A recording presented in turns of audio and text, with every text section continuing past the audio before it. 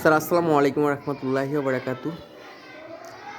ওয়ালাইকুম আসসালাম রহমতুল্লাহ বারাকাতুহু।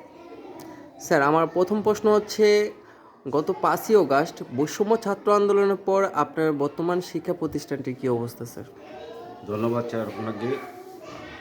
5ই আগস্টের পর থেকে আমার বিদ্যালয় যথারীতিভাবে আম, দায়িত্ব পালন করে আসছি। কোনো রকম অসুবিধা হয় না।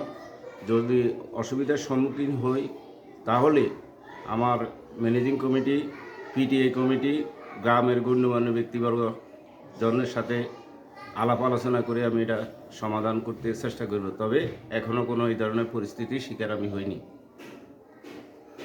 ধন্যবাদ স্যার আপনাকে।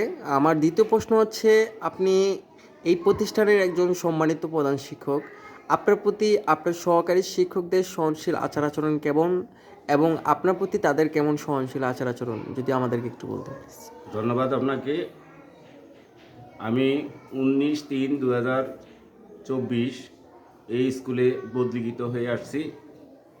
তারপর থেকে আমি এই বিদ্যালয়ে আমার সহকারী শিক্ষকদের সাথে সমন্বয় করে সকল কার্যক্রম পরিচালনা করে আসছি।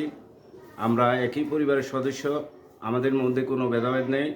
আমার সহকারী শিক্ষক প্লাস আমার দপ্তরি সহ সকলে আমার সার্বিক কাজে ওরা সহযোগিতা করে আন্তরিকভাবে। আমাদের মধ্যে কোনো ভেদাভেদ নাই। আমরা যথাসময়ে স্কুলে উপস্থিত হই, যথাসময়ে স্কুল থেকে প্রস্থান করি, আর আমরা সবাই আন্তরিক। ধন্যবাদ স্যার আপনাকে আপনার মূল্যবান বক্তব্য রাখার জন্য। মিয়াজ আপনাকে নিউজের পক্ষ ধন্যবাদ। থেকে। আসসালামু আলাইকুম।